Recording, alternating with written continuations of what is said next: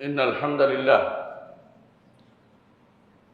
الحمد لله نحمده ونستعينه ونستغفره ونعوذ بالله من شرور أنفسنا ومن سيئات أعمالنا من يهده الله فلا مضل له ومن يضلل فلا هادي له وأشهد أن لا إله إلا الله وحده لا شريك له وأشهد أن محمدا عبده ورسوله يا أيها الناس اتقوا ربكم الذي خلقكم من نفس واحدة وخلق منها زوجها وبث منهما رجالا كثيرا ونساء واتقوا الله الذي تساءلون به والأرحام إن الله كان عليكم رقيبا يا أيها الذين آمنوا اتقوا الله حق تقاته ولا تموتن إلا وأنتم مسلمون يا أيها الذين آمنوا اتقوا الله وقولوا قولا سديدا يصلح لكم أعمالكم ويغفر لكم ذنوبكم ومن يطع الله ورسوله فقد فاز فوزا عظيما أما بعد فإن أصدق الحديث كتاب الله وخير الهدي هدي محمد صلى الله عليه وسلم وشر الأمور محدثاتها وكل محدثة بدعة وكل بدعة ضلالة وكل ضلالة في النار أيها الناس اتقوا الله فإن التقوى ملاك الحسنات واعلموا أن الله عز وجل أمركم أن تتقوه والنبي صلى الله عليه وسلم كان يوصينا أن نتقي الله والتقى وصية الله عز وجل للأولين والآخرين فمن اتقى الله عز وجل دخل جنته ومن لم يتق الله عز وجل دخل تحت وعيده سبحانه সম্মানিত মুসলিয়ানি کرام আমি আমার নিজেকে আপনাদেরকে আল্লাহর তাকওয়া অবলম্বনকে অনুরোধ জানাচ্ছি যেই তাকওয়া অবলম্বন করলে আমরা আল্লাহর জান্নাতে যেতে পারবো আল্লাহ তাআলা কোরআনে কারীম বলেছেন তিলকাল জান্নাতুল্লাতী নুরিসু মিন ইবাদিনা মান কানা তাকিয়া এই জান্নাতের ওয়ারিস আমরা করব আমাদের বান্দাদের মধ্যে যারা তাকওয়ার অধিকারী হবে তাকওয়ার বিরোধী যত কিছু আছে সব রেখে আপনাকে জান্নাতে যেতে হবে শুধু তাকওয়া যেটা আছে ওটা নিয়ে জান্নাতে যেতে হবে সুতরাং সময় থাকতে তাকওয়ার কাজগুলি করা উচিত আর তাকওয়া হচ্ছে আল্লাহ সচেতনতা আর সর্বক্ষণ আল্লাহর কথা স্মরণ করা তাকে ভয় করা তার কাছে আশা করা এবং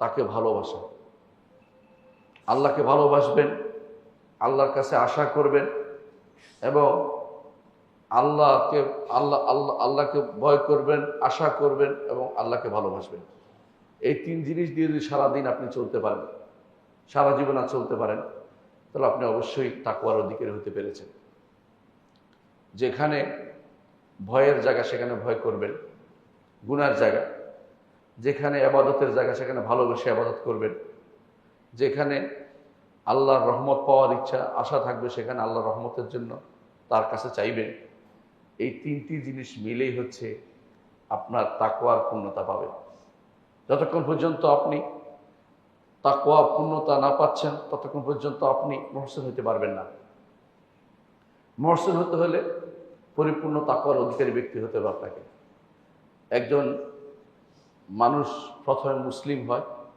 তারপরে মোমেন হয় তারপরে মুহসিন হয় মুসলিম মোমেন মুহসিন এই তিনটি স্তর ইমানদারের সব সময় আছে আবার এটা একবার হয়ে গেছে তা নয় তার সারাটা জীবন এই তিন স্তরের মধ্যে উঠানামা করে কখনো মুসলিম থাকে কখনো মোমেন হয়ে যায় কখনো মুহসিন পর্যন্ত হয়ে যায় ইমানদার এই তিনটি স্তরের মধ্যে উঠানামা করে যদি আপনি ইহসান করতে করতে আল্লাহর সাথে সাক্ষাৎ করেন আপনার মৃত্যু এসে যায় তাহলে আপনার জন্য আল্লাহ তাআলা মুহসিনদের জন্য যা ঘোষণা করেছেন সেটা আপনি পেয়ে যাবেন আপনি জান্নাতে যাবেন বিনা হিসাবে আপনার কোনো হিসাব নেই আপনি এমনি জান্নাতে চলে যাবেন আর যদি আপনি মুমিনদের মধ্যে পড়েন, তাহলেও আপনি জান্নাতে যাবেন। আর যদি আপনি সর্বনিম্ন স্তরে থাকেন, মুসলিম থাকেন, আপনার জন্য ভালো করেছেন, মন্দও করেছেন, তওবা করে যাননি, আপনার জন্য বিপদের কোনো শেষ নেই। মুহসিনরা জান্নাতে চলে যাবে, আল্লাহ তাআলা নিজে ঘোষণা করেছেন, ইন্নাল্লাহা মা'আল্লাযীনা তাকাউ ওয়াল্লাযীনা হুম মুহসিনুন। যারা মুত্তাকি মুহসিন, আল্লাহ তাদের সাথে আছেন। আল্লাহ আরশের উপর থেকে সাথে থাকার অর্থ হচ্ছে তিনি আপনাকে দেখছেন, আপনার সম্পর্কে জানেন, আপনাকে তিনি সব রকমের বিপদ আপদ থেকে উদ্ধার করবেন, আপনাকে সাহায্য করবেন। মুহসিনের জন্য এই জন্য দুই রকমের সাথী আল্লাহর সাথে থাকা আছে। একটা হচ্ছে ব্যাপক অর্থে, আরেকটা হচ্ছে সাহায্য সহযোগিতার অর্থে। এই জন্য মুহসিন পর্যায়ে না যাওয়া পর্যন্ত ইমানদার কাঙ্ক্ষিত মান ইমানের আপনি কাঙ্ক্ষিত মানে পৌঁছতে পারেন নাই। এ তাকওয়ার এই পর্যায় পর্যন্ত আপনাকে পৌঁছতে হবে। মনে রাখবেন, এ সবগুলি মূল কথা হচ্ছে আল্লাহর ইবাদতে মৃত্যু পর্যন্ত লেগে থাকা। ওয়া'বুদ রাব্বাকা হাত্তা ইয়াতিয়াকাল ইয়াকিন। যাবতীয় ইবাদত আল্লাহর জন্য করা, যার জন্য আল্লাহ আমাদেরকে সৃষ্টি করেছেন। ওয়ামা খালাকতুল জিন্না ওয়াল ইনসা ইল্লা লিয়াবুদুন। দাসত্ব শুধু আল্লাহরই করব। আজ আমরা দাসত্ব আল্লাহ ছাড়া অনেকের জন্যই করি, অনেক কিছু দাসত্ব করি আমরা। প্রবৃত্তির দাসত্ব সবচেয়ে ভয়াবহ। সবচেয়ে ভয়াবহ হচ্ছে প্রবৃত্তির দাসত্ব। বেশিরভাগ মানুষ দাসত্ব করে যাচ্ছে মনে যা চায় তা। আল্লাহ তাআলা যেই নীতি দেননি সেই নীতি যারা অনুসরণ করে চলে, তারা প্রবৃত্তির দাসত্ব করে যাচ্ছে, প্রবৃত্তি দাসত্ব করে যাচ্ছে। তার প্রবৃত্তির দাসত্ব করা হচ্ছে ভয়াবহ বিপদের কারণ। এই জন্য আল্লাহ তাআলা কোরআনে কারিমে এটাকে বলেছেন ইলাহ। আফারাআইতা মান ইত্তাখাযা ইলাহাহু হাওয়াহু আফা আনতা তাকুনু আলাইহি ওয়াকিলা। আপনি কি দেখেছেন তাকে যে তার প্রবৃত্তিকে ইলাহ বানিয়ে নিয়েছে? আপনি কি তার উপর কর্মবিধায়ক হবেন? প্রবৃত্তিকে ইলাহ বানানোর অর্থ আজ এত বেশি পরিমাণে আমাদের মাঝে আছে, আপনি হয়তো উপলব্ধি করতে পারছেন না। যদি আল্লাহর বিধানের কাছে নিজেকে সমর্পণ করতে পারেন, আল্লাহর শরীয়তকে পুরোপুরি মানতে পারেন, শরীয়ত বিরোধী কিছু না চলতে পারেন, তাহলে আপনি প্রবৃত্তি দাসত্ব করেননি। যতটুকু আল্লাহর শরীয়ত বিরোধী পথে চলেন অতটুকু প্রবৃত্তি দাসত্ব, শয়তানের দাসত্ব অথবা অন্য কারো দাসত্ব করে চলেছে।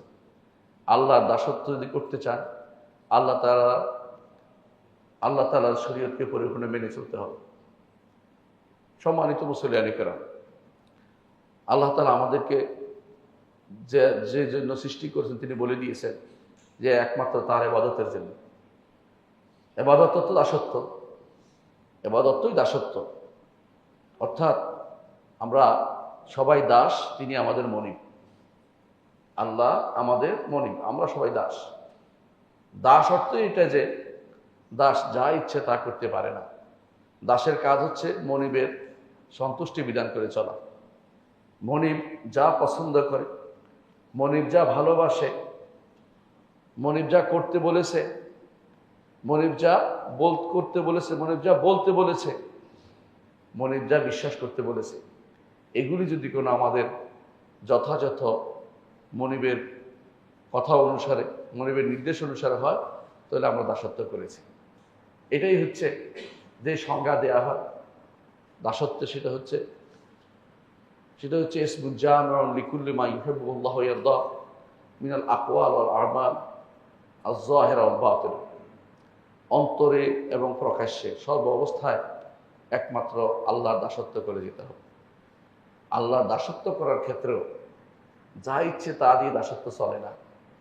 আপনি মনে মনে বললেন যে রাস্তার পাশে 1 ঘন্টা দাঁড়িয়ে থাকবো, অথবা আমি রোদের মধ্যে দাঁড়িয়ে থাকবো, অথবা বিনা খালি পায়ে চলবো, অথবা আমি কারোর সাথে কথা না বলে রোজা রাখবো, এগুলো দিয়ে দাসত্ব হয় না। এগুলি আমার নবী অনুমোদন করেননি। মুহাম্মদ রাসূলুল্লাহ সাল্লাল্লাহু আলাইহি ওয়াসাল্লাম দেখলেন কিছু লোক এক ব্যক্তির উপর জটলা পকে আছে। রাসূল বললেন যে কি হয়েছে?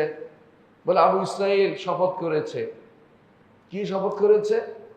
সে কারোর সাথে কথা বলবে না, সে ছায়ায় যাবে না, সে হেঁটে যাবে হজে, সে কারোর সাথে কথা বলবে না, সে ছায়ায় যাবে না, সে হাঁটবে, বাহনে চড়বে না। রাসূলুল্লাহ সাল্লাল্লাহু আলাইহি ওয়াসাল্লাম বললেন যে তাকে বলো কথা বলতে, তাকে বলো বাহনে চড়তে, তাকে বলো সে যেন বাহনে চড়ে, সে যেন রোদে না যায়, রোদে তো দাঁড়িয়ে থাকার সব নেই। তাকে বলো সে যেন হজটা পূর্ণ করে। বৈধ হচ্ছে হজ, বাকিগুলি বৈধ না। আপনার মন মতো ইবাদত করলেই হবে না। আপনি যদি নেকি কামাইতে চান, সৎ আমল করতে চান, অবশ্যই আপনাকে কোরআন এবং সুন্নাহর অনুসরণ করে চলতে হবে। নিজের মন মতো কোনো ন্যাক অর্জন করতে পারবেন না। মন চাইলেও আমি ন্যাকের এটা করে ফেললাম একটা কিছু, এটা কিন্তু করা যায় না। আজ তো আমাদের মহা উৎসব চলতেছে, যে কেউ ওরস পালন করে, কেউ খুশরোজ দিবস পালন করছে। আমি আসার সময় দেখলাম একপাশে খুশরোজ দিবস পালন করা হচ্ছে। আপনাদের এখান থেকে 4 কিলোমিটার দূরে দেখলাম, গাড়িতে ছিলাম তখন।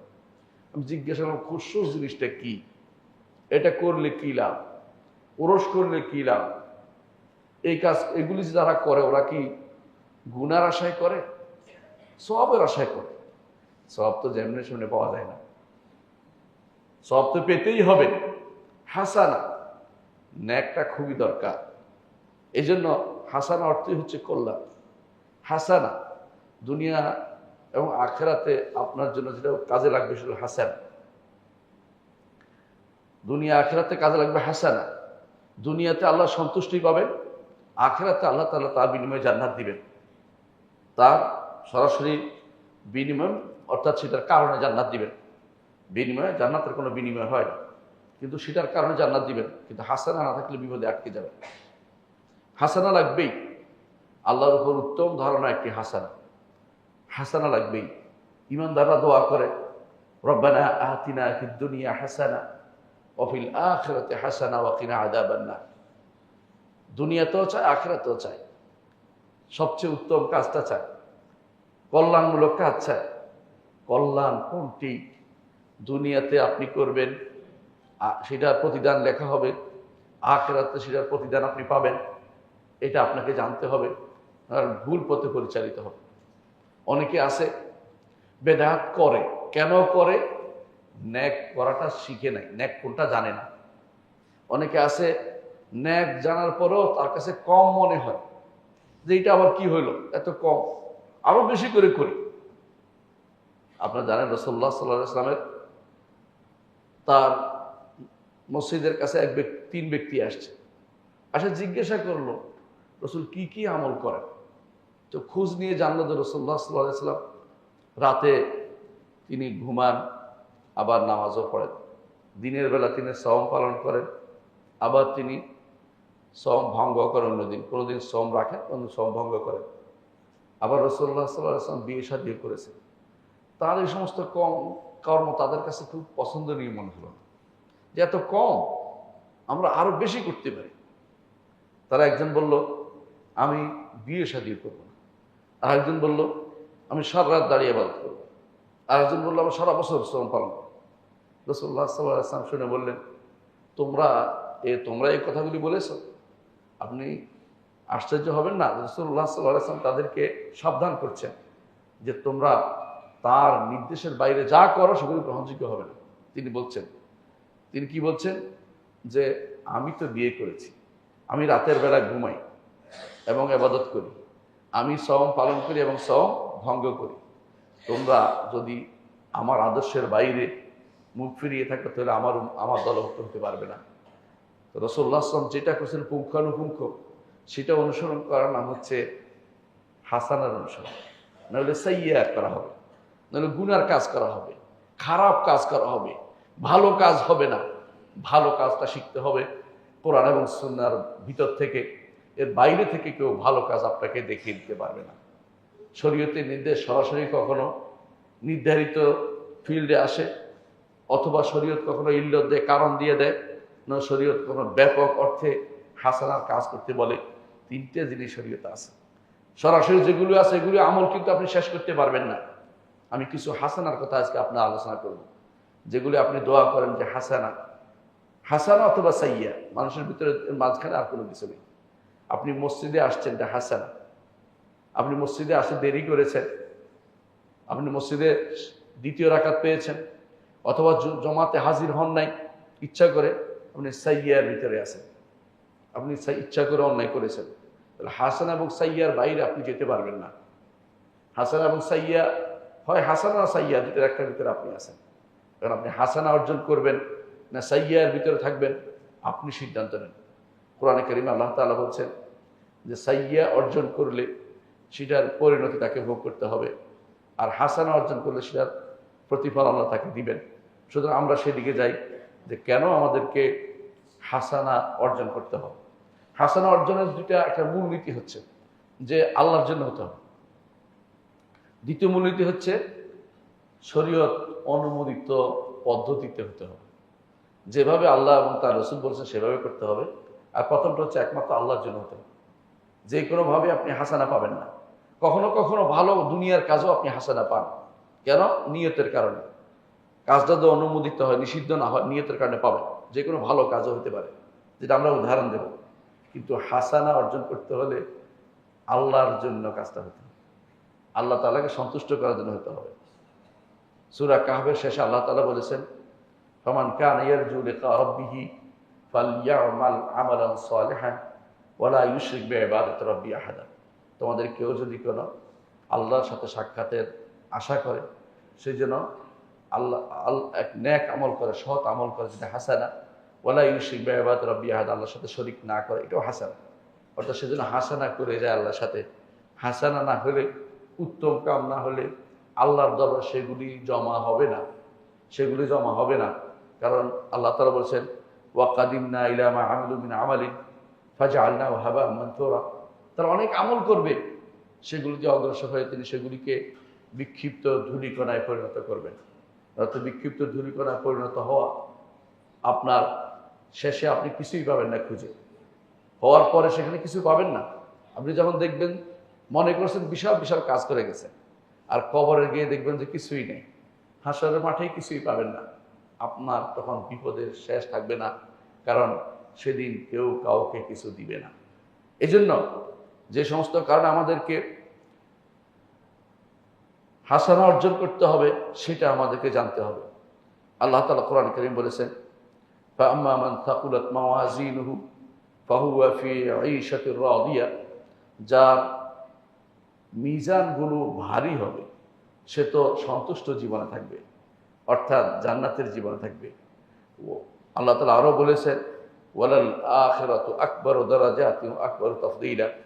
আখিরাতে অনেক উঁচু মর্যাদা থাকবে, শ্রেষ্ঠত্ব, বড় বড় সোপানগুলি থাকবে। কাদের জন্য? যারা হাসানা করেছে তাদের জন্য। এই জন্য হাসানার প্রতি গুরুত্ব দেওয়া দরকার। আপনি একটু চিন্তা করেন, জান্নাত জাহান্নামে যাওয়ার জন্য মানুষ ভাগ হচ্ছে। একদল জান্নাতে চলে গেছে হাসানা বেশি হওয়ার কারণে, আরেক দল হাসানার প্রতি ঈমান ছিল না, ঈমানের দুর্বলতা, জাহান্নামে চলে গেছে।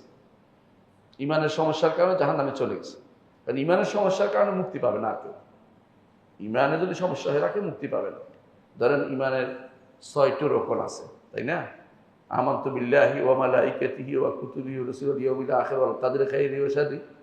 এগুলি যদি কোনো সমস্যা থাকে, একটা মানে নাই, তাহলে সে ব্যক্তি কাফের, কোনোদিন জান্নাত মুখ দেখবে না, জান্নাত কোনোদিন যেতে পারবে না। তো এগুলি তার সমস্যা হবে, জাহান্নামে চলে গেছে এগুলো সমস্যার কারণে। শিরিক করে নাই, শিরিক করলে জাহান্নামে চিরস্থায়ী হয়ে যায়, বের হইতে পারবে না। ইয়া হোসাইন করে ডাকাডাকি করছে, আল্লাহ ছাড়া কি হবে, মুশরিক হয়ে গেছে, জাহান্নামে চলে যাবে তওবা করে না গেলে। অথবা আলীকে ডাকছে, চিরস্থায়ী জাহান্নামে চলে যাবে, কোনোদিন জান্নাতের মুখ দেখবে না যদি কোনো তওবা করে মারা না যায়। সুতরাং এই জাতীয় যতগুলি শিরিক আছে, আব্দুল কাদের জিলানী রহমতুল্লাহ আলীকে ডাকছে বিপদে আপদে, সে ব্যক্তি মুশরিক। অথবা শাহজালাল মুজাহিদ ইয়ামানির জন্য কিছু টাকা বরাদ্দ করেছে, মানত করেছে, চিরস্থায়ী জাহান্নামী হয়ে গেছে। কারণ তার সন্তুষ্টির জন্য কিছু দান করেছে, আল্লাহ সন্তুষ্টির জন্য দেয়নি, এই জন্য চিরস্থায়ী জাহান্নামী হয়ে গেছে। তো এরা কিন্তু আর কোনোদিন পার পেতে পারবে না।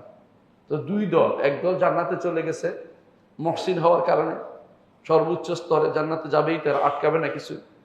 দ্বিতীয় স্তরে আরেকটা গোষ্ঠী সম্পূর্ণ বিপরীত, তারা জাহান্নামে চলে গেছে শিরিক করার কারণে। বাকি রইল মাঝখানে গুনাহগাররা, গুনাহগার রয়ে গেছে কিছু মানুষ। এদের বিচার হবে, এদের হিসাব নিকাশ হবে, এদেরকে আল্লাহ কাউকে পার করে দিবেন, কাউকে মাফ করবেন, কারণ শিরিক নাই, কাফের হয় নাই, কিন্তু গুনাহগার মুসলিম হিসাবে আছে। তাদের জন্য বিভিন্ন রকম পদ্ধতি আমার আল্লাহ গ্রহণ করবেন, তার রহমতের ভান্ডার থেকে যাকে ইচ্ছে তাকে মাফ করবেন।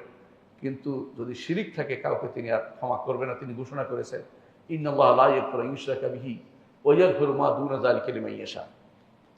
তার সাথে শরিক করা হলে তিনি আর ক্ষমা করবেন না। মুশরিকের জানাজায় হাজির হওয়া জায়েজ নেই, মুশরিকের জানাজায় হাজির হওয়া জায়েজ নেই, মুশরিকের জানাজা দেওয়াও জায়েজ নেই। আল্লাহ তাআলা নিষেধ করে দিয়েছেন, ওয়ালা তুসাল্লি আলা আহাদিন মিনহুম মাতা আবাদা ওয়ালা তাকুম আলা কবরি ইন্নাহুম কাফারু বিল্লাহি ওয়া রাসূলিহি ওয়া মাতু হুম ফাসিকুন। যারা এরকম শিরিক অবস্থায় মারা যাবে, কাফের হয়ে মারা যাবে, বা কুফরি আকীদা নিয়ে মারা যাবে, তারা কোনোদিন জান্নাতের মুখ দেখবে না, জান্নাতে যেতে পারবে না। সুতরাং আপনার এটা মনে রাখতে হবে, কাফের যারা হয়ে গেছে তাদের জন্য জাহান্নামের ঘোষণা দিবেন। রাসূলুল্লাহ সাল্লাল্লাহু আলাইহি ওয়াসাল্লাম এক সাহাবীকে বলেছেন, যখনই তুমি কোনো মুশরিকের কবরের পাশ দিয়ে যাবে তাকে জাহান্নামের সুসংবাদ দিবে। সুসংবাদ মানে দুঃসংবাদ দেয়া, যে তুমি জাহান্নামে যাবে। সাহাবী তখন বলেছিলেন, রাসূল আমাকে বিশাল দায়িত্ব দিয়েছে, অর্থাৎ এটা আমি যখনই মুশরিকের কবরের পাশ দিয়ে গেলে জাহান্নামের সুসংবাদ দিতে হবে, যে মুশরিক জাহান্নামে চলে যাবে। কিন্তু যাদের সম্পর্কে জানেন না, শিরিক করেছে কি করেন নাই সেটা আলাদা কথা, আল্লাহর উপর ছেড়ে দেন। যাদের সময় আপনি দেখেছেন চোখের সামনে শিরিক করেছে, শিরিক করে মারা গেছে, এবং শিরকের বিশ্বাস তাদের ছিল, তারা সারা জীবন কবর পূজা করেছে, মাজার পূজা করেছে, তাদের জন্য ভালো কিছু অপেক্ষা করে নাই। যদি তওবা করে মারা না যায়, চিরস্থায়ী জাহান্নামী হয়ে থাকবে। এই জন্য গুরুত্ব দিতে হবে, হাসানা নষ্ট হয়ে যায়। হাসানা তো হয়েছিল ঈমান আনার কারণে, কিন্তু হাসানা তো নষ্ট হয়ে যায়, অনেক সময় হাসানা তো নষ্ট হয়ে যায়। যার আলোচনা আমি করবো একটু পরেই। প্রথমে আসি, হাসানার প্রতি গুরুত্ব কেন দিব? যেই কারণে বলছিলাম, একদল জাহান্নামে চলে গেছে তাদের শিরিক কুফরের কারণে, মুনাফিকের কারণে। আরেকজন জান্নাতে চলে গেছে নেক আমলের কারণে, উত্তম আমল করেছে, জান্নাতে চলে গেছে, আলহামদুলিল্লাহ, মুহসিন তারা বা মুমিন। কিন্তু ঈমান যাদের সমান সমান হয়েছে তারা আটকে থাকবে। কোথায় থাকবে? আরাফে আটকে থাকবে, আরাফে আটকে থাকবে। তাসাওয়াত হাসানাতুন ওয়া সাইয়্যাতুন, হাসানা এবং সাইয়্যা সমান হয়ে গেছে, জান্নাতে যেতে পারছে না, আটকে রয়েছে। একটি যদি বেশি হইতো হাসানা, তাহলে জান্নাতে যেতে পারত। আপনি একটু চিন্তা করেছেন, আপনি দুনিয়াতে যে সমস্ত আমল করেন এর মধ্যে একটা আমল হচ্ছে যে আপনি দিনে রাতে 12টা রাকাত সালাত আদায় করেন না, প্রতিদিন একটা ঘর আপনার আছে। রাসূলুল্লাহ সাল্লাল্লাহু আলাইহি ওয়াসাল্লাম বলছেন, জান্নাতে একটা ঘর আল্লাহ দিয়ে দিবেন 12 রাকাত নফল সালাত করবেন। এটা হাদিস, সহিহ হাদিস। আপনি এমনভাবে পড়েছেন যে এগুলো পড়ার বলা যায় না, পড়া হিসেবে ধরা হয় না। অর্থাৎ আপনি আল্লাহ রাসূলের সুন্নাহ মোতাবেক পড়েন না, নিজের মন মতো পড়ছেন। এটার একটু কিছু কবুল হয়েছে, কিছু কবুল হয়নি।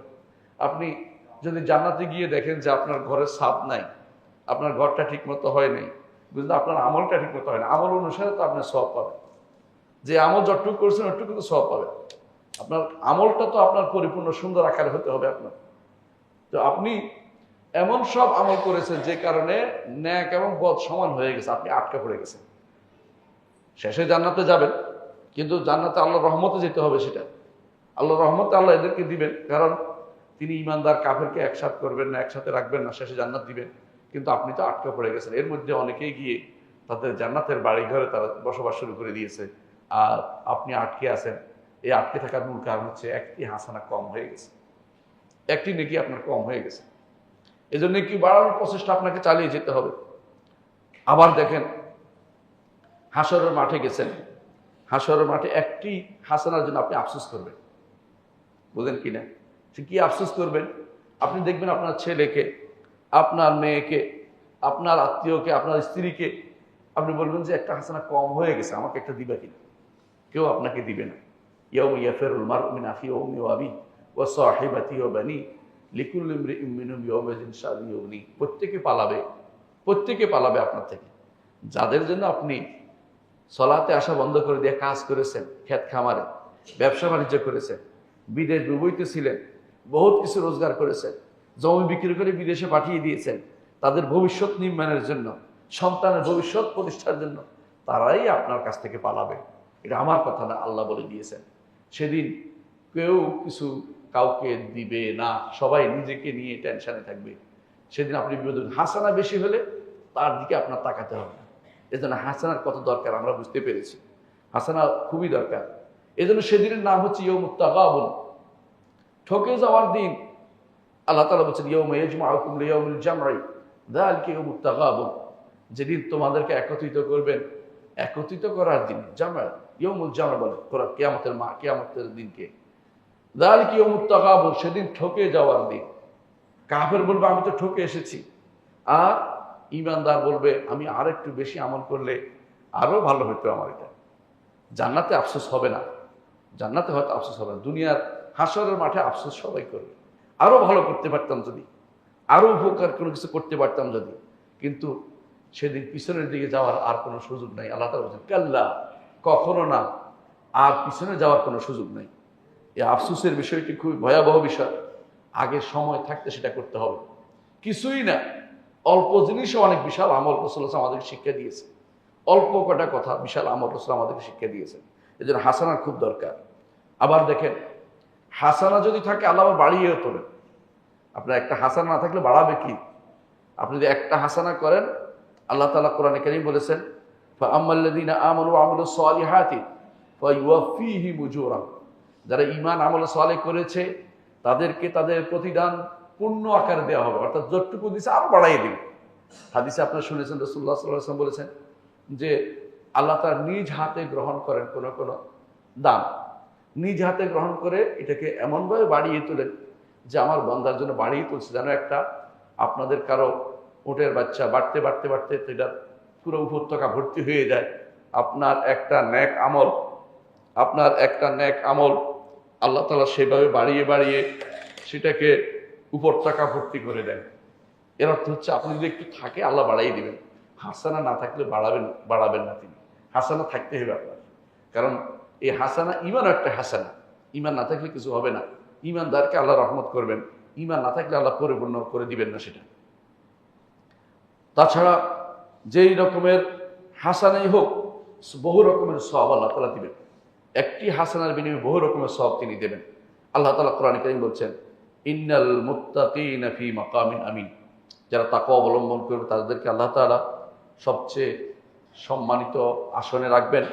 ফি জান্নাতি ওয়া উয়ুন, প্রস্রবণের মধ্যে রাখবেন, জান্নাতের মধ্যে রাখবেন। ইয়ালবাসুনা মিন সুন্দুসিন ওয়া ইস্তাবরাক, তাদেরকে অত্যন্ত সম্মানিত পোশাক পরিধান করাবেন, সেগুলো রেশমের পোশাক। মুতাকাবিলিন, তারা সামনাসামনি বসে গল্প করবে। এত সামনাসামনি, কাছাকাছিও নয়, কারণ এক একজনের জন্য 10টা জান্নাত হবে।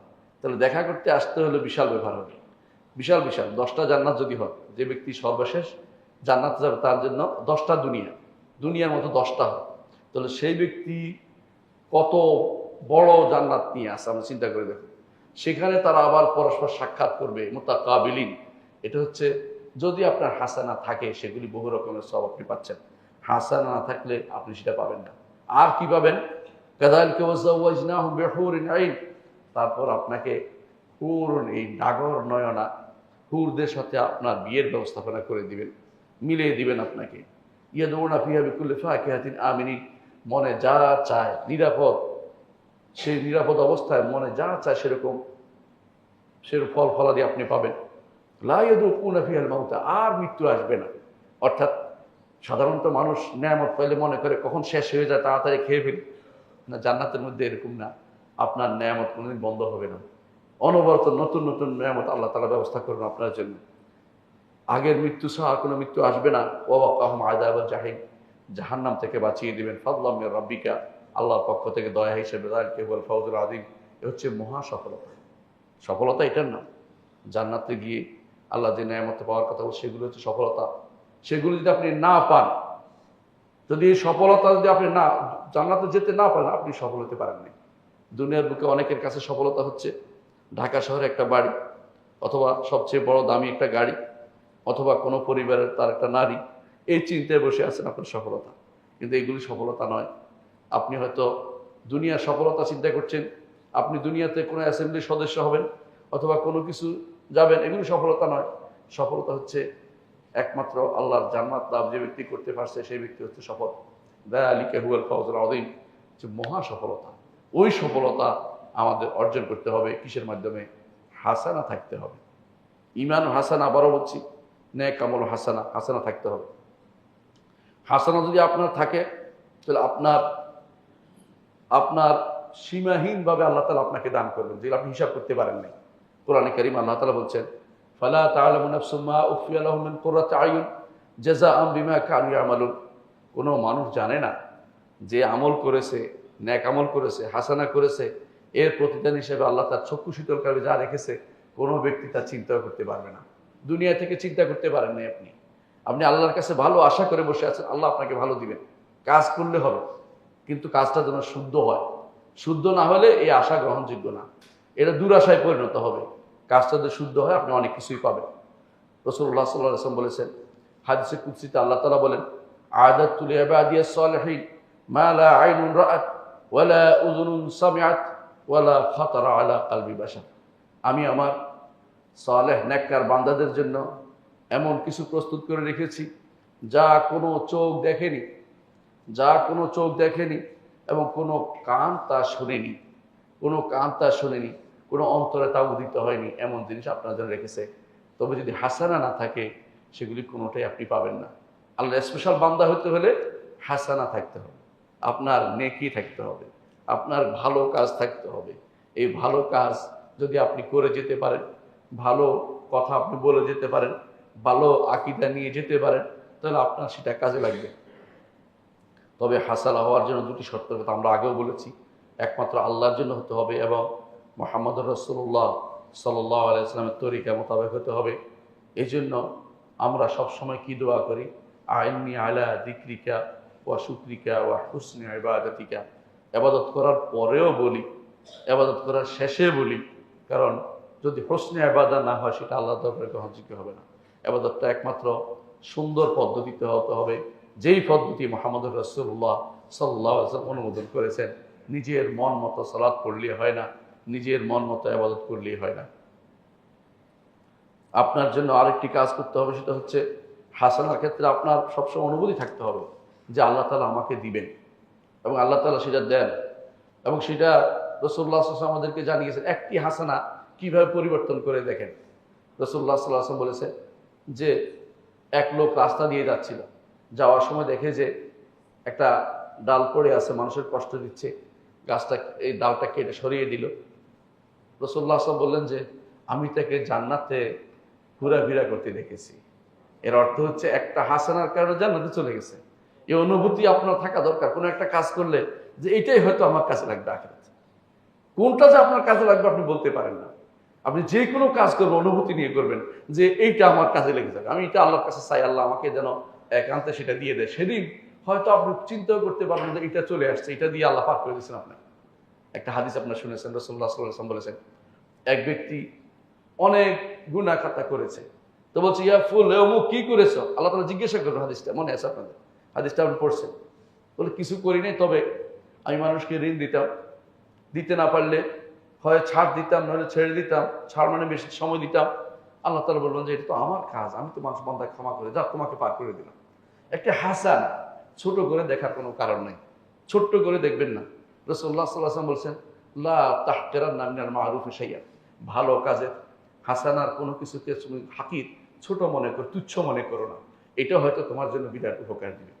এক মহিলা, সে বেশ্যা ছিল কিন্তু ঈমান ছিল, বেশ্যা ছিল কি বেশ্যা বোঝেন আপনারা, সে কি করেছে, দেখছে একটা কুকুর পানি পান করতে পারছে না, সে তার মোজা দিয়ে, মোজা তখনকার চামড়ার মোজা, পানি আটকায়, সেটা দিয়ে পানি তুলে কুকুরকে খাইয়েছে। কুকুর খাইয়েছে, আল্লাহ তাআলা তাকে কিন্তু ক্ষমা করে দিয়েছে। তাহলে আপনি কোন হাসানা দিয়ে আপনি ক্ষমা পাবেন আপনি জানেন না। এই জন্য হাসানাগুলি সবসময় গুরুত্বের সাথে নেবেন।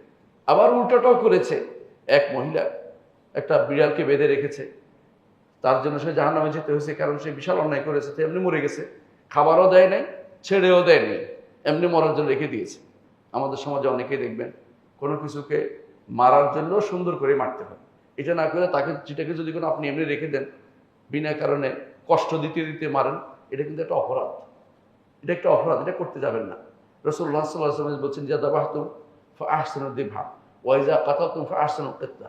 হত্যা করলেও সুন্দরভাবে করতে হবে। তোমাকে কেউ কষ্ট দিয়ে দিয়ে তার মারা শরীয়তের অনুমোদন করে না। যেটা হত্যা করা যায় সেটার কথা বলছি, তাই বলে মানুষ হত্যার কথা আমি বলিনি। যেগুলো হত্যা করার জিনিস সেগুলির কথা বলছি। একটি হাসানার কারণে আপনি সেদিন আপনার থেকে আপনার আত্মীয়রা পালাবে, এটা কোরআনে আল্লাহ তাআলা বলে দিয়েছেন। এবং সেদিন আপনার শুধু হাসানাই কাজে আসবে, সত্য কথা এটা। কেউ আপনাকে সাহায্য করতে আসবে না। সুতরাং এখন সময় থাকতে আমাদের উচিত হাসানার পিছনে দৌড় দেওয়া, যে হাসানা কিভাবে অর্জন করা যায়। কোরআনে কারিমে আল্লাহ তাআলা আমাদেরকে বলেছেন আমলের মূল উদ্দেশ্য হচ্ছে এই হাসান যেন হয়।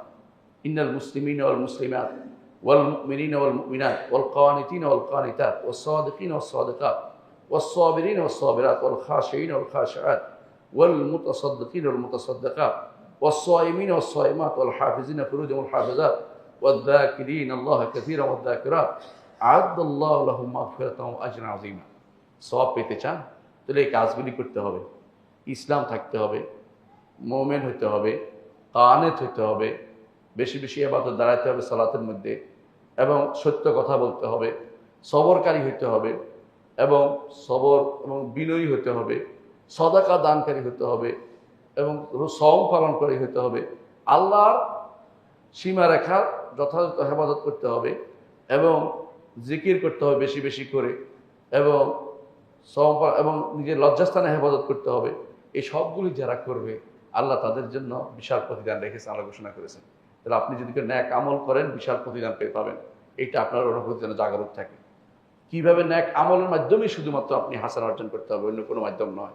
আর আল্লাহ তাআলা আরো বলেছেন ইন্নাল্লাযীনা ইয়াতলুনা কিতাবাল্লাহ, আল্লাহর কিতাব তেলাওয়াত করা এটা ন্যাক আমল। ওয়া আকামুস সালাতা, সালাত কায়েম করা এটা একটা ন্যাক আমল। ওয়া আনফাকু মিম্মা রাযাকনাহুম সিররান ওয়া আলানিয়াতান, প্রকাশ্যে অপ্রকাশ্যে বেশি বেশি দান করা, প্রকাশ্যে অপ্রকাশ্যে বেশি বেশি দান করা। সিররান ওয়া আলানিয়া, এদের সম্পর্কে আল্লাহ বলছেন ইয়ারজুনা তিজারাতান লান তাবুর, এমন ব্যবসা আশা করা যায় যে ব্যবসা কোনোদিন কি হবে, নষ্ট হবে না। এই ব্যবসা সবসময় থাকবে। অর্থাৎ তার জান্নাতে যে বিনিময় যে পাচ্ছে, বিনিময় মানে আমরা আবারও বলছি, বিনিময় মানে বুঝাচ্ছি যেটা প্রতিদান হিসেবে দিবে। জান্নাতের কোনো সরাসরি বিনিময় কেউ দিতে পারবে না, কারণ এত বড় জিনিসের বিনিময় কেউ আমরা আমল করিনি। সেটা পাবে, সেটা কোনোদিন ধ্বংস হবে না। এমন ব্যবসা, যে ব্যবসা কোনোদিন লস নাই, সেই ব্যবসা হচ্ছে আল্লাহর সাথে ব্যবসা। আল্লাহর সাথে ব্যবসা হচ্ছে আপনি আমল করবেন, ন্যাক আমল করবেন, আর সওয়াব দিবেন আল্লাহ তাআলা। এই ব্যবসাতে কোনো লস নাই, এটা শুধু লাভ আর লাভ।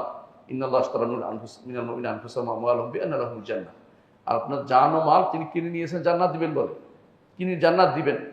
এই প্রতিদান হিসাবে নয়, বিনিময় হিসাবে নয়, প্রতিদান হিসাবে সরাসরি সেটার বিনিময়, জান্নাতের বিনিময়ে কিছু আপনি দিতে পারবেন না কোনোদিনই, কারণ আপনার এই ক্ষমতা নেই। আপনাকে যে নেয়ামত ভোগ করেছেন এতেই আপনার সব কিছু শেষ হয়ে যায়। কিন্তু তিনি দয়া করে আপনার ন্যাক আমলগুলি গ্রহণ করে সেগুলিকে বাড়িয়ে তুলবেন, যাতে আপনাকে জান্নাত দিতে পারেন। সলফে সালিহিন সবসময় ন্যাক আমল যদি ছুটে যেত, তাদের আফসোস হতো সবচেয়ে বেশি দুনিয়ার বুকে। আপনি আমি হয়তো আফসোস করি না, তাদের আফসোস হয়। কেমন শুনে দেখেন, একজন সলাতুল জামা ছুটে গেছে, কান্না করতে আরম্ভ করছেন যে আমার ছুটে গেছে সলাৎ জামাতের সলাৎ ছুটে গেছে। এই নয় যে জামাত সলাৎ ছুটে গেছে, এটা না, জামাতের সলাৎ ছুটে গেছে দেখে কান্নাকাটি করছেন। কেউ কেউ আছে তাকবীরে উলা ছুটে গেছে, কান্নাকাটি করছেন, তাকবীরে উলা পায়নি। তাকবীরে উলা এত বেশি গুরুত্বপূর্ণ যে তাকবীরে উলার কারণে তারা আফসোস করেছে। সুতরাং বোঝা গেল যে আপনি ন্যাক আমল করতে থাকতে হবে, এটা সলফদের নীতি। আমির ইবনে আব্দুল কায়েস, তাকে জিজ্ঞাসা করা হয়েছে তার মৃত্যুর সময়, আপনি কেন কাঁদছেন? বলে, কাঁদছি এই জন্য, মৃত্যুর কারণে কাঁদছি না, অথবা দুনিয়া ছেড়ে যাচ্ছে এই জন্য কাঁদছি না। আমি কাঁদছি এই জন্য যে আমি যে ইবাদত করতাম, যে মজা পেতাম, সেটার জন্য। আমি যে সওম পালন করতাম, অর্থাৎ গরমের দিনে সওম পালন করতাম, সেটা করতে পারবো না। এবং আমি যে রাতের বেলা দাঁড়িয়ে আল্লাহর জন্য ইবাদত করতাম, সেটা করতে পারবো না। অর্থাৎ তারা এটার মধ্যে একটা মজা পেয়েছে, আনন্দ লাগতো তাদের কাছে ইবাদত করতে। আপনার ইবাদত যেন এরকম না হয় যে আমি একটা দায়িত্ব কাঁধ থেকে নামাই দিচ্ছি, বোঝা কোন রকম বোঝা লাঘব করতেছি, এরকম চিন্তা যেন না হয়। বরং আপনার ইবাদত যেন এরকম হয়, কুররাতু আইন হয়। রাসূলুল্লাহ সাল্লাল্লাহু আলাইহি ওয়াসাল্লাম তিনি বলছেন, জয়রাত কুররাতু আইনি ফিস সালাহ, সালাতের মধ্যে আমার চক্ষু শীতল হয়, সালাতের মধ্যে তিনি আনন্দ পান, আল্লাহর সাথে সম্পর্ক তৈরি হয়। সওমের মধ্যে তিনি আনন্দ পান। রাতের বেলা তিনি দাঁড়িয়ে দিতেন নফল সালাতে, তার পা ফুলে যেত, কিন্তু তিনি সালাত ছাড়তেন না। এর অর্থ হলো লম্বা সময় কেরাত করতেন। সাহাবী বললেন যে আমার মনে হলো যে আমার 2 পা ফেটে যাচ্ছে, আমার চলে যাওয়ার পর্যন্ত চিন্তা করছিলাম। তারপর রাসূলুল্লাহ সাল্লাল্লাহু আলাইহি ওয়াসাল্লাম সালাত শেষ করেছেন, লম্বা টাইম নিয়ে এক রাকাতে তিনি সূরা বাকারা পড়েছেন, তারপরে নিসা পড়েছেন, তারপরে আলে ইমরান পড়তে যাইয়া তারপর দেখেন যে মানে কোথাও তার গলা আটকে গেছে, এই জন্য তিনি তাড়াতাড়ি রুকুতে গেছেন। চিন্তা করেন কত লম্বা টাইম নিয়ে সেটা পড়েছেন। আর আপনি আমি কোনোরকম ফালাক আর নাস এখলাস দিয়ে কোনোরকম শেষ করার চিন্তা ভাবনা করি যে পড়লাম। আনন্দ পেতে হবে এবাদতের মধ্যে, এবাদতের মধ্যে আপনার ভালো লাগতে হবে। এবাদত থেকে কোনো মুখ ফিরিয়ে যাবেন না। যদি এবাদতকে কঠোর লাগে বুঝতে হবে শয়তান আপনার এখনো দখল করে আছে। আল্লাহ তাআলা এই জন্য বলেছেন ওয়া ইন্নাহা লাকাবীরাতুন ইল্লা আলাল খাশিঈন, যারা বিনয়ী তারা শুধু এবাদতের মজাটা পায়, আর যারা বিনয়ী না তাদের এবাদতে ভালো লাগে না, কষ্ট লাগে। কখন বের হবে, কখন রাস্তায় গিয়ে ওই বাক্সটা দেখবে, কখন গিয়ে খেলাটা দেখবে, ওই চিন্তায় বসে থাকে। কিন্তু সে চিন্তা করে না যে এখানে যতক্ষণ থাকে এটা আমার জন্য খুবই উপকারী জায়গা, এই জায়গায় সে থাকছে না। মনে রাখবেন কিন্তু এবাদতগুলো নষ্ট হয়ে যায়। আমরা আগেও বলেছি কিভাবে নষ্ট হয়। যেভাবে না, 1 নম্বর শিরিক থাকলে এবাদতগুলো সব বরবাদ হয়ে যায়। আপনি এত কষ্ট করে যখন হজ করেছেন, দান করেছেন, মসজিদ দিয়েছেন, মাদ্রাসা দিয়েছেন, অথবা আপনি পিতামাতার সেবা করেছেন, আরো অনেক কাজ করেছেন, কিন্তু আপনার শিরিক আছে মনের ভিতরে, আপনার কর্মে শিরিক আছে, অথবা আপনার কোনো মুখ দিয়ে শিরিকের শব্দ বের হয়ে গেছে, আপনি জেনে বুঝে সেটা করেছেন, এর অর্থ হচ্ছে আপনি কোনোদিন এই যে আমল করেছেন সবগুলি বরবাদ হয়ে গেছে, সবগুলি বরবাদ হয়ে গেছে। হজ করে আসছে, আমি অনেক সময় বলে থাকি এটা, হজ করছেন, মক্কা গিয়ে লাব্বাইক পড়েছেন, লাব্বাইক পড়ে অনেকে, লাব্বাইক অর্থ কি? তাওহীদের ঘোষণা দেয়া। লাব্বাইক তাওহীদের ঘোষণা দেয়া, একেবারে আপনি পরিচ্ছন্ন হয়ে গেছেন। কারণ তাওহীদের ঘোষণা তালবিয়া পাঠ করলে তো গুনাহ মাফ হয়, এবং ইবাদত করলে গুনাহ মাফ হয়। মক্কাতে আপনি হজ করেছেন, গুনাহ একদম নাই, আপনি কার মতো হয়ে গেছেন? ছোট বাচ্চার মতো আপনি হয়ে, শিশুর মতো নিষ্পাপ হয়ে ফিরে আসছেন। এর অর্থ হচ্ছে আপনার গুনাহ নাই।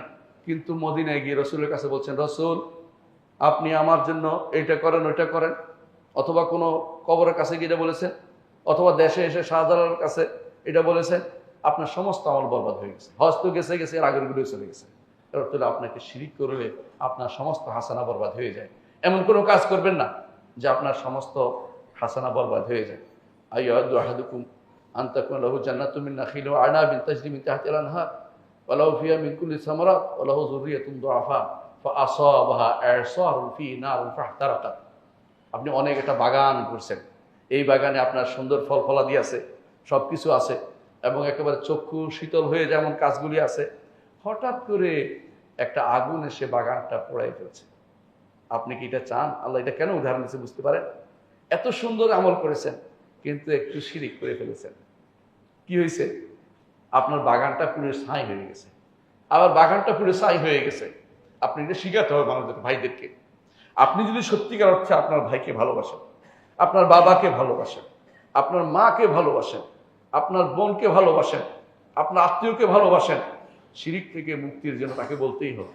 তার হাতে আপনি দেখেছেন যে সে তাবিজ কবচ লাগাইছে, তার হাতে লাগাইছে সে মাদুলি, তার গলায় লাগাইছে সে কোনো কিছু, তাগা লাগাইছে, আপনি কিছু বললেন না। আপনি তার হিতাকাঙ্ক্ষী নন, আপনি তার হিতাকাঙ্ক্ষী নন, আপনি তাকে আসলে ভালোবাসেন নাই। আর আপনি জানেন আপনার সন্তানকে আপনি ভালোবাসেন যখন আগুনে হাত দেয়, আপনি বলেন না যে থাক, আপনি কি বলেন? না, আগুনে হাত দেওয়া যাবে না, পুড়ে যাবে, চিরস্থায়ী জাহান্নামে সে পড়বে। আপনার বন্ধু, আপনার ভাই, আপনার বাবা, আপনার মা, আর আপনি তাকে ছেড়ে দিবেন। এটা কিন্তু ইমানদারের কাজ হতে ভালোবাসার নমুনা নয় এটা। তার জন্য আপনি পাগল হয়ে যাবেন, কেন সেটা করছে সে তো চিরস্থায়ী জাহান্নামী হয়ে যাবে। তওবা করো, ফিরে আসো। আপনার এই চিন্তা থাকা উচিত। আপনার আশেপাশে এগুলি হচ্ছে, আপনি কেন সেটা করেন না? আপনার উপরে আক্রমণ হলেও করবেন, সুন্দর করে বুঝিয়ে বলবেন, ভাই এটা করলে তুমি চিরস্থায়ী জাহান্নামী হয়ে যেতে পারো। তুমি কবর বেশি আশা করিও না, কবরওয়ালা তোমার কাছে কিছু দিতে পারবে না, কবরওয়ালা তোমার উপকার করতে পারবে না, কবরওয়ালা নিজের বিপদে আছে এখন, তার জন্য তোমার দোয়া করা উচিত। সে তোমার কোনো কিছু করতে পারবে না। তার কথা, তার উপরে তুমি যে বিল্ডিং তৈরি করেছেন, রাসূল নিষেধ করেছেন, এর মতো তার গুনাহ হচ্ছে। আপনি তোকে ভালোবেসে থাকেন, তাহলে হাসানা নষ্ট হওয়ার মতো কোনো কাজ তার দিয়ে করাবেন না, কারণ তার হাসানা নষ্ট হয়ে যায়। শিরিক করলেও যেমন নষ্ট হয়, কুফরি করলেও নষ্ট হয়, মুরতাদ হইলেও তেমন নষ্ট হয়। আবার কখনো কোনো বেদাত করলেও কিন্তু হাসানা নষ্ট হয়ে যায়। বেদাত করলেও হাসানা নষ্ট হয়ে যায়, দলিল আল্লাহ তাআলা কোরআনে কারীম বলেছেন, আমিলাতুন নাসিবা তাসলা নারান হামিয়া। ইবাদত করছে, পিঠ বাঁকা করে ফেলছে, আমল করেছে, কিন্তু উত্তপ্ত আগুনে চলে যাবে। সেটা হয়তো তার হাসানা নষ্ট হয়ে গেছে কিছু। চিরস্থায়ী যদি কোনো শিরিক করে ফেলে চিরস্থায়ী জাহান্নামী হয়ে যাবে, আর না হলে কিছুদিন জাহান্নামে জ্বলবে। এর অর্থ জাহান্নামে যাওয়ার জন্য ওয়াইড আসছে। আপনার হাসানা নষ্ট হয়ে না হলে জাহান্নামে কেন যাবেন? অর্থাৎ হাসানা নষ্ট হয়ে যাচ্ছে আপনার বেদাতের কারণে, এই জন্য বেদাত করা যাবে না। আবার আল্লাহ তাআলা বলেছেন, কুল হাল উনাব্বিউকুম বিল আকসারিনা আমালা।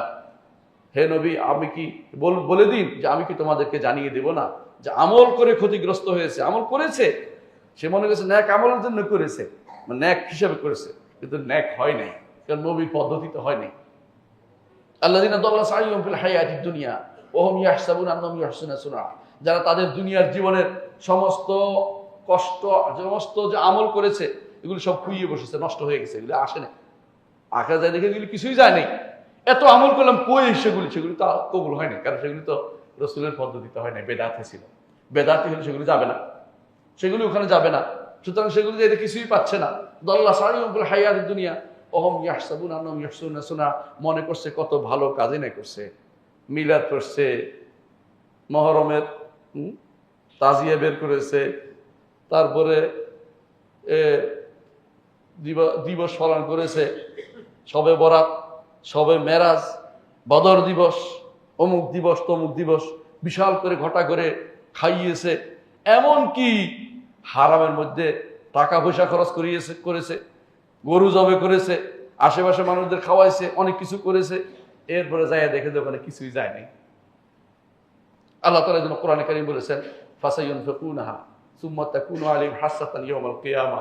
খরচ করবে আর কিয়ামতের দিন আফসোস করবে, হায় রে খরচ যেগুলো এগুলো কই গেল, এগুলো তো আসলো না আমার কাছে। আমল নামাতে তো এগুলি শুধু গুনাহে লেখা হয়েছে, নাকি তো লেখা হয় না এগুলি। কারণ বেদাত করলে যে আপনি শুধু মাপে গুনাহ হয়, মানে সওয়াব হয় না তা না, গুনাহও লেখা হয়েছে। এটা বিপদের কারণ। তো আমল করে ক্ষতিগ্রস্ত হতে যাবেন কেন? আমলটা যেন শুদ্ধ হয়, একটু চিন্তা করে দেখবেন। আপনি যে মিলাদ পড়েন অথবা কিয়াম করেন, দুইটা তো আরো বড় বেদাত, দুইটাই বেদাত। অথবা জিকির করেন, কি কেউ জিকির করে আল্লাহ আল্লাহ আল্লাহ আল্লাহ জিকির করে, কেউ জিকির করে ইল্লাল্লাহ ইল্লাল্লাহ, কেউ হু হু হু, কেউ হু হু নাক দিয়ে জিকির করে, নিঃশ্বাস টানে আর ফেলে। কোন জিকির চলে আসলে এগুলি যদি কোনো রাসূলুল্লাহ সাল্লাল্লাহু আলাইহি ওয়াসাল্লাম থেকে আসে নাই, আপনি স্পষ্ট জানতে পারেন, আপনি ভালো করে বুঝছেন, তারপরে আপনি করছেন, আপনি কি মনে করেন আপনার জন্য কেউ শরীয়ত প্রবর্তনকারী আছে? আপনার জন্য কে শরীয়ত প্রবর্তন করবে? আপনার জন্য শরীয়ত প্রবর্তনকারী তো আল্লাহ তাআলা, তিনি ছাড়া কেউ নাই, তিনি ছাড়া কেউ শরীয়ত দিতে পারে না। তাহলে আপনি কি জন্য এগুলো আমল করবেন, কেন করবেন? আপনার কি বিবেকে ধরে না যেগুলি কেন করছি? আপনার জানাজা যদি হয়, কিছু মানুষ আসলে আপনি গান বাজাই দিবেন, কিছু মানুষ হলে কোরআন শোনাই দিবেন, এটা কোন ইবাদত? কে শিক্ষা দিছে আপনাকে? জানাজা সিস্টেম কতক্ষণ কিভাবে করতে আমরা জানি। আপনি নীতির মধ্য দিয়ে জানাজা আদায় করেছেন, নতুন নতুন পদ্ধতি আবিষ্কার করেছেন, এগুলি কি আপনি কি মানে এমনি চলে যাবে? রাষ্ট্রীয় নীতি হলে কি পার পেয়ে যাবেন আপনি? কখনো না। আপনাকে কে করতে বলছে এগুলি? আপনি অজু করবেন, পা ধুইবেন না, আপনার কি অজুটা হয়েছে? যারা অজু করে পা ধোয় না, তাদের আবার জানাজা কিসে, তাদের নামাজ কিসে? অজু পা না ধুলে অজু হয় নাকি? অথচ একটা গোষ্ঠী পা না জীবনে কোনোদিন পা ধোয় না। যাদের কাছে কালিমা হচ্ছে পরিবর্তিত, যাদের কালিমা আশহাদু আল্লা ইলাহা ইল্লাল্লাহ মুহাম্মাদুর রাসূলুল্লাহ বললে হবে না, সাথে ও আশহাদু আন্না আলিয়ান ওয়ালিউল্লাহ না বললে তার ইমানই হয় না। সেই ব্যক্তি যাদের সালাত তিন ওয়াক্ত, যাদের সালাত 3 ওয়াক্ত, এবং যাদের সালাতের মধ্যে আবু বকর ওমরকে লানত করে, এই জাতীয় মানুষদের জন্য আপনি এত দরদ দেখান কি জন্য? আমার বুঝে আসে না। শুধু একটা মাজলুম হলে দরদ হয় না রে ভাই। আপনাকে দেখতে হবে ইমানদারের প্রতি, আপনার ইমানদার কিনা এটা আগে দেখতে হবে। যারা ইমানদার নয় তাদের প্রতি আপনার কোনো আকর্ষণ থাকা উচিত না, তাদের প্রতি আপনার কোনো মায়া থাকা উচিত না, তাদের প্রতি আপনার ভালোবাসা থাকা উচিত না। দুনিয়ার জীবনে চলবে, অনেকেই কাফের সাথে চলছে, অনেক চুক্তি করবে, এটা আলাদা কথা, ব্যবসা বাণিজ্য চুক্তি চলবে, কিন্তু আন্তরিক ভালোবাসা থাকতে পারবে না। আপনার অন্তর থেকে সেগুলি দূর করতে হবে। সুতরাং আপনাকে আমল নষ্টকারী কোনো কিছু যেন না হয়। আমল নষ্টকারী কিসে নষ্ট হয়? শিরকে নষ্ট হয়, কুফরি করলে নষ্ট হয়, মুরতাদ হয়ে গেলে নষ্ট হয়, মুনাফিকি করলে নষ্ট হয়, বেদাত করলে আমল নষ্ট হয়, রিয়া করলে আমল নষ্ট হয়। রিয়া অনেক বুঝেন না। জানাজার নামাজ তো যত তাড়াতাড়ি সম্ভব শরীয়তে বলছে করতে। 4 মাস 10 দিন ইদ্যত পার হয়ে যাওয়ার পরে জানাজা পড়ার নিয়ম কোথায় পাইছে? স্ত্রী ইদ্যত পার হয়ে গেছে, এরপর জানাজা পড়তে আসছে। এই জানাজা আবার দেশে দেশে আবার মানুষকে নিয়ে এসে বিশাল ঘটা করে এই জাতীয় শরীয়ত তো কোনোদিন দেয় না। এটা রিয়া, কোনো সন্দেহ নেই। রিয়া করতে গেছে, তারপর আবার এটার জন্য কান্নাকাটি করছেন, আবার রিয়ার জন্য দেশে বিদেশে গায়ে বানা জানাজা করতেছেন। আপনি এগুলি কোন শরীয়তে কেডা ডাকে আপনাকে এটা অনুমোদন দিল? এগুলি কোন কিভাবে আসলো? আপনি কিভাবে এগুলো অনুমোদন করেন? আপনার কি আল্লাহকে ভালোবাসার মতো কোনো কিছু নেই? আপনাকে আল্লাহর দিনকে ভালোবাসেন না কেন? আপনাকে জানতে হবে যে আল্লাহর দিনকে ভালোবাসা এটা ফরজ। আল্লাহর দিন যেভাবে সেভাবে নিতে হবে। নিজের মন মতো চলার নাম ইসলামী শরীয়ত না। নিজের মন মতো যারা চলে তাদের থেকে আপনি দূরে থাকতে হবে। বেদাতি থেকে পরিত্যাগ করা, হাজরুল মুফতাদ, এটা খুবই একটা গুরুত্বপূর্ণ মূলনীতি ইসলামের। বেদাতির সাথে চলাফেরা করা যায় না। আরেকটি গুনাহ, কিছু কিছু গুনাহ আপনার আমল নষ্ট, এক আমল নষ্ট করে। সেগুলি কি? একান্তে যারা মানুষকে শোনানোর জন্য, দেখানোর জন্য যেমন করে, অনেকে আছে কি করে, প্রকাশ্যে মানুষের গুনাহ, প্রকাশ্যে মানুষকে জানিয়ে জানিয়ে গুনাহ করে। এগুলি তার জন্য বিপদের কারণ হয়। কারণ তার প্রকাশ্যে করলে তো ক্ষমা হয় না। ন্যাক আমল তো একটা ন্যাক আমল কিছু গুনাহকে আপনার কমিয়ে দেয়। ইন্নাল হাসানাতি ইউযহিবুন সাইয়্যাত, হাসানা করলে সাইয়্যাত চলে যায়। কিন্তু যদি কোনো আপনি সাইয়্যা প্রকাশ্যে করেন, তো এগুলি কিন্তু অনেক মানুষকে সাক্ষী বানিয়ে ফেললেন। এই সাক্ষী বানানো রাসূলুল্লাহ সাল্লাল্লাহু আলাইহি ওয়াসাল্লাম বলেছেন আল্লাহ তাআলা ক্ষমা করে। তো যারা মুজাহিদ, যারা প্রকাশ্য মানুষের সামনে গুনাহগুলি করতেছে, সেগুলিকে আল্লাহ ক্ষমা করেন না। বেদাতি যারা গুনাহ করে করে মানুষকে ডাকছে, যারা ইবাদতের দিকে, কবর পূজার দিকে মানুষকে ডাকছে, আপনি চিন্তা করেন সে কিন্তু বিপদে আছে। কারণ সে একা নয়, অনেক মানুষকে এই গুনাহের দিকে আহ্বান জানাচ্ছে। আবার অনেকে শিল্প সংস্কৃতির নামে গুনাহ করতেছে। শিল্প সংস্কৃতি বুঝেন? গান বাদ্য প্রচলন করতেছে এবং গান বাদ্য দিয়ে ভরাই দিচ্ছে সারা দেশ, এবং মনে করতেছে এটা নাকি শিল্প, এবং এটার মাধ্যমে নাকি একটা জাতি গঠন করবে, ওই জাতিকে বরবাদ করবে। এটা দিয়ে যারা এই কাজ করবে তারা জাতিকে বরবাদ করবে। গান বাদ্য কোনোদিনই ইসলামের অনুমোদিত জিনিস হতে পারে না, হয় ছিল না। যে ব্যক্তি এটা প্রচলন করবে এবং মনে করবে ইসলামের জিনিসের সাথে ঈমান থাকবে না, আর যদি গুনার কথা মনে রেখে করবে, সে ব্যক্তি গুনাহগার, ঈমানদার বিবেচিত হবে। কিন্তু যে ব্যক্তি বৈধ মনে করবে বা বৈধতা দিবে, সে ব্যক্তি কাফের হয়ে যাবে। সুতরাং এটা গুরুত্বপূর্ণ একটি জায়গা, যেখানে আপনার ঈমান কিন্তু আপনার হাসানা সব বরবাদ হয়ে যাচ্ছে। যদি কখনো কখনো আপনার হাসানা কাজ করেও বরবাদ হয়, একান্তে গুনাহ করলেও কখনো হাসানা বরবাদ হয়। একান্তে গুনাহ খালাওয়াত মানে একান্তে গুনাহ করছেন, যে গুনাহ আপনি প্রকাশ্যে হলে এই কাজটা করতেন না, একান্তে গুনাহ করছেন, সুযোগ সন্ধানী আপনি, অর্থাৎ সুযোগ খুঁজতেছেন যে এটা করবেন। আপনার মনের ভিতরে যে সুযোগ খুঁজতেছেন, যতক্ষণ সুযোগের অপেক্ষা আছেন ততক্ষণ গুনাহ হচ্ছে। কারণ আপনি আসলে গুনাহ ছাড়ার জন্য করেন না, আপনি করতে পারেন না দেখে আপনি গুনাহটা করতেছেন না। এই জন্য আপনার এখানে যতক্ষণ নিয়ত আছে খারাপ কাজে, ততক্ষণ গুনাহ হচ্ছে। এগুলি কিন্তু আপনার ন্যাক আমলকে নষ্ট করে দিচ্ছে। কখনো কখনো আত্মম্ভরিতা, আত্মগরিমা, অহংকার এগুলি আপনার ইয়াকে নষ্ট করে দেয়, ন্যাক আমলকে নষ্ট করে দেয়, আপনার হাসানা নষ্ট করে দেয়। এই জন্য আল্লাহ তাআলা বলছেন ওয়ালা তামনুন তাস্তাকসির, আপনি মান করেন না, বেশি বেশি আমল করেন। আল্লাহ তার নবীকে বলেছেন, মানে আপনি যে তাদেরকে দাওয়াতের পথে ডাকছেন, এটা বলার দরকার নেই, আপনি আমল করতে দাওয়াত দিতেই থাকেন, এটা বলতে পারেন। আপনি মান করেন না, মানে আল্লাহ নবীকে তা নিষেধ করে দিয়েছেন। কিন্তু আপনার আমল যেন নষ্ট না হয়, অহংকার যেন না আসে, আমি এই করেছি সেই করেছি, এটা যেন কোনোদিন না আসে, এটা খেয়াল রাখবেন। আব্দুল্লাহ ইবনে মাসউদ বলেছেন, যদি নাজাত পেতে হয় তাহলে তাকওয়া যেন থাকে এবং নিয়ত যেন থাকে। আর ধ্বংস যদি হয়ে কেউ নিতে চায়, সে যেন নিরাশ হয়ে যায় বা আত্মম্ভরিত অহংকারে সে যেন ফেটে পড়ে। এগুলো তার ঈমানকে নষ্ট করে দেয়। সম্মানিত মুসলিয়ানে কেরাম, আমি বলছিলাম যে আরো যে জিনিস মানুষের ন্যাক আমল নষ্ট করে দেয়, নষ্ট না হলেও আখিরাতে নষ্ট হয়ে যাবে, সেটা কি? আরেকজনের হকের উপরে আক্রমণ করা, আরেকজনের অধিকার ছিন্ন করা। রাসূলুল্লাহ সাল্লাল্লাহু আলাইহি ওয়াসাল্লাম কি বলেছেন যে তোমাদের মধ্যে কপর্দক শূন্য ব্যক্তিকে, মুফলিসকে, ফকিরকে, তোমাদের মধ্যে ফকিরকে? রাসূলুল্লাহ সাল্লাল্লাহু আলাইহি ওয়াসাল্লাম এটা বলার পরে সাহাবায়ে কেরাম বললেন যে একটা লোকমা, দুই লোকমার জন্য ঘরে ঘরে ঘুরে বেড়ায়, সে তো ফকির। রাসূলুল্লাহ বলছেন না, সে আসলে ফকির না। ফকির হচ্ছে ওই ব্যক্তি যে ব্যক্তি পাহাড়ের মতো, রাসূল বলছেন পাহাড়, বড় বড় পাহাড়ের মতো নেক আমল করেছে। কি দিয়ে? সালাত, যাকাত, সওম, হজ, অর্থাৎ সে আল্লাহর ইবাদত ঠিক করেছে, কমতি করে নাই, কিন্তু মানুষকে মারছে। ওয়াকাদ দারাবা হাযা, শাতামা হাযা, আকালা মাল হাযা, কেউ গালি দিছে কাউকে, অথবা মুখের সম্পদ বক্ষণ করে চলে গেছে। হাসরের মাঠে সবাই এসে তার নেক আমলগুলি ভাগ করে নিয়ে যাবে। সে ব্যক্তি আমল করেও ওখানে যে ক্ষতিগ্রস্ত হয়ে গেছে, তার আমলটা আরেকজন নিয়ে গেছে, সে পাচ্ছে না, তার লাভ হচ্ছে না। আর কিছু মানুষ এরপরে আসবে, দেখবে যে এর তো নেক নিতে পারতেছি না, তখন তাদের গুণাগুলি ওর কাঁধে দিয়ে দিবে। সেখানে হাসানা এবং সাইয়্যা দ্বারা একে অপরের পরিপূর্ণ থাকবে। টাকা পয়সা দিয়ে সেদিন কোনোদিন পার পাওয়া যাবে না। দুনিয়ার বুকে তো আপনি টাকা দিয়ে মিটমাট করতেন, ওখানে মিটমাট হবে নেকি এবং গদি দিয়ে। অর্থাৎ আপনার হাসান এবং সাইয়্যা দিয়ে, আপনার শুধু ন্যাক আমল দিয়ে আপনি ন্যাকটা নিয়ে যাবে, আর বদগুলি তার উপর উঠিয়ে দিবেন, শেষে দিয়ে আর কেউ দিতে পারতেছে না। বহু মানুষকে জুলুম করেছেন, তো আপনার আমল এত বেশি নেই। তো যারা প্রথমে আসছে তারা কি নিয়েছে? ন্যাকগুলি নিয়ে গেছে। যারা পরে আসছে তারা বদ নিতে পারতেছে না, যে বদগুলি ঢেলে দিচ্ছে তার উপরে, কারণ সে এখন পার পেয়ে যাবে। এই ব্যক্তি হচ্ছে সবচেয়ে বড় কপরদক্ষিণ্য ব্যক্তি।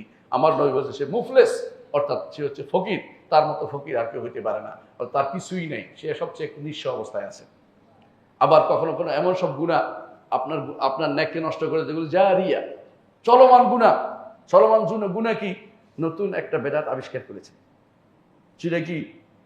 নতুন একটা বেদাত আবিষ্কার করেছে, আপনার মনে হয়েছে এটা করলে খুব ভালো। আপনাদের এলাকায় জিকির একটা আবিষ্কার আছে, এটা কি? হব্বে খোদা, হব্বে রাসূল, ইয়া রাসূলুল্লাহ, না কি জানি একটা জিকির একটা আছে। এই জাতীয় জিকির যারা আবিষ্কার করেছে নতুন বেদাত। এইরকম আরো আছে যারা এরকম জিকির আবিষ্কার, সবগুলি বেদাত করেছে। যতদিন চলবে ততদিন আপনার ন্যাক থেকে কমাচ্ছে। সুতরাং সাবধান, না জেনে কথা বলা। ওরা তা কুমাইলা ইসালা কবি, আর যা জানেন না তা বলবেন না। আপনি এমন সব কাজ করবেন না যে কারণে আপনার যা করেছেন ছোটখাটো আমলগুলি আরেকজন নষ্ট করে দিবে। কারণ সে যদি আপনার দেখা দিয়ে আমল করে, তাহলে যত মানুষ এই আমলগুলি করবে তত মানুষ আপনার তত মানুষের গুণে আপনার কাঁধে উঠতেছে। এতে আপনার আমল কমে যাচ্ছে, নেক আমল কমে যাচ্ছে। রাসূলুল্লাহ সাল্লাল্লাহু আলাইহি ওয়াসাল্লাম বলেছেন, মান সান্না ফিল ইসলামে সুন্নাতান সাইয়্যা, যে কেউ ইসলামের মধ্যে সুন্নাহ সাইয়্যা, খারাপ কোনো নীতির প্রবর্তন করবে, ফালাহু উজরুহা, তার একটা গুনাহ পাবে। ও উজরু মান আমিলা বিহি ইয়াউমুল কিয়ামা, কিয়ামতে যত মানুষ আমল করবে তত মানুষ এই গুনাহটা সে বহন করবে। এজন্য রাসূলুল্লাহ সাল্লাল্লাহু আলাইহি ওয়াসাল্লাম বলেছেন আরেকটা হাদিসে, এটা সহিহ মুসলিমের হাদিস, আরেকটা হাদিসে রাসূলুল্লাহ সাল্লাল্লাহু আলাইহি ওয়াসাল্লাম বলেছেন, দুনিয়াতে যত হত্যা হয়, খারাপ কাজ নাই কেন, এই খারাপ কাজের একটা অংশকে পায় আদম সন্তান প্রথম যে হত্যার পথ দেখিয়েছিল সে পায়। আপনি একটা অন্যায়ের পথ দেখাবেন, একটা বেদাতের পথ দেখাবেন, হারাম পথ দেখিয়ে যাবেন, মানুষকে এটার উপর উদ্বুদ্ধ করে যাবেন। আপনি মনে করেন যে এটা হাসানা, এটা কিছু হচ্ছে না, না, এটা কিন্তু আপনার সাইয়্যা। ঠিক বাসার ভিতরে একটা বাক্স রেখে গেছেন, বাসার বাক্স বুঝেন তো অর্থ কি? টিভি রেখে গেছেন, অথবা এমন কিছু রেখে গেছেন যেটা দিয়ে সে হারাম দেখবে আপনার পরিবার। আপনি কবরও যেতে পারেন, কিন্তু গুনাহ বন্ধ হয়নি, গুনাহ চলমান। সাইয়্যা আব্দুল্লাহ জাহাঙ্গীর রহমতুল্লাহ আলাইহি সবসময় বলতেন, গুনাহে জারিয়া। এই গুনাহে জারিয়া আপনার চলমান আছে, গুনাহে জারিয়া আপনি বোঝা উচিত। আপনি একটা অন্যায় কাজের জন্য একটা মানুষকে নিয়োগ দিয়ে গেছেন, চাকরি একটা নিয়োগ দিয়ে গেছেন এক ছেলেকে, যে কি সে গানের শিক্ষক, অথবা সে নৃত্যের শিক্ষক। আপনি মনে করছেন চলে গেছেন, তা নয়। যতদিন সে যত মানুষকে গান শিখাবে, নাচ শিখাবে, ততদিন আপনার কবরে সেটার গুনাহ পৌঁছে থাকবে। আর সেটা নয়, ওই যতজন শিখাচ্ছে ওদের গুনাহ কিয়ামত পর্যন্ত পৌঁছে থাকবে আপনার কবর, বন্ধ হচ্ছে। নাউযুবিল্লাহি মিন যালিক। এর অর্থ হচ্ছে আপনি কি জানেন না কোন কাজটা কিভাবে করছেন? একটা মানুষ যে কবর বাধাই করে, যত মানুষ কবর বাধাই দেখলে এটাকে গুরুত্বপূর্ণ কবর মনে করে এবং সেখানে টাকা পয়সা দিয়ে আসে, অথবা টাকার বাক্স বানিয়ে দিচ্ছেন, আপনি সেখানে কোনো অন্যায় করে যাচ্ছেন, অন্যায়ের পথ করে যাচ্ছেন, অথবা কোনো মূর্তি আপনি বানিয়ে দিচ্ছেন, আপনি মনে করেন যে আপনি ছাড় পাবেন না, আপনি অন্যায়ের কাজে সহযোগিতা করছেন, আপনি এটার গুনাহ আপনাকে বহন করতে হবে। তাহলে আমি মনে রাখবেন, আমল করেও ক্ষতিগ্রস্ত হয়ে যায়, হাসানা রক্ষা করা দরকার, হাসানা অর্জন করা দরকার। হাসানা কিভাবে অর্জন হবে সেটার আলোচনা আজকে আমরা করতে পারবো না, অনেক লম্বা। আমি শুধু কয়েকটা উদাহরণ দেব। এক নম্বর হচ্ছে, হাসানা অর্জনের বড় মাধ্যম হচ্ছে আল্লাহ নির্দেশিত ফরজ কাজগুলি করা, ফরজ কাজগুলি করে দিতে হবে। দ্বিতীয়, বেশি বেশি ন্যাক আমল করতে হবে, সেটা কি সুন্নাহ, নফল কাজ বেশি বেশি করতে হবে, যেগুলো রাসূলুল্লাহ সাল্লাল্লাহু আলাইহি ওয়াসাল্লাম বলেছেন, যেগুলো দেখে দেখে করতে হবে। আর একটার ভিতরে আপনি মসজিদে আসছেন, ধরেন মসজিদে আসছেন, মসজিদে আসার সময় আপনি অনেকগুলো চিন্তা করবেন যে আমি মসজিদে যাচ্ছি, সওয়াব পাবো, মসজিদে যাচ্ছি আমি, আমার মর্যাদা বৃদ্ধি হবে, মসজিদে যাচ্ছি আমার গুনাহ মাফ হবে, মসজিদে যাওয়ার সময় কাউকে ডেকে নেবো, সওয়াব পাবো। এইভাবে আপনার সার্বক্ষণিক চিন্তা রাখতে হবে যে আমি যা করি না কেন অনেককে নিয়ে করবো, এগুলি আমার আমলনামায় জমা হবে। মুহাম্মদুর রাসূলুল্লাহ সাল্লাল্লাহু আলাইহি ওয়াসাল্লাম জগতের যত নেক আমল আছে সমস্ত সমান পরিমাণ সব আমার নবী পায়। আমরা জানি না বলেই বলি কি বলি, আমরা যা পড়েছি তার সব রসুলকে পৌঁছায় দেয়, এই জাতীয় কথাবার্তা বলি, এগুলো বিদআতি কথা।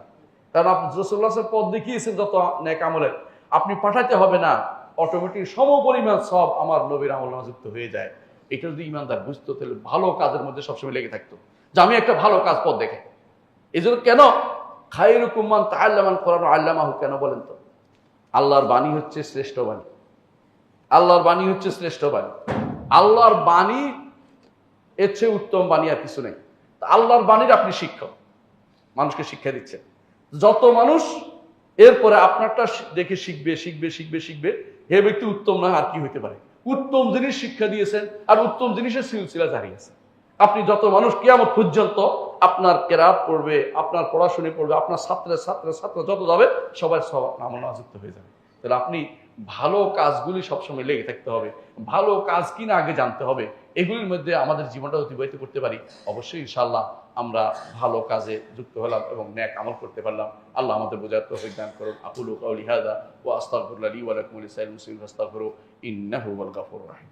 ইন্নাল হামদালিল্লাহ নাহমাদুহু ওয়া নাস্তাঈনুহু ওয়া নাস্তাগফিরুহু ওয়া নাউযু বিল্লাহি মিন শুরুরি আনফুসিনা ওয়া মিন সাইয়্যাতি আমালিনা।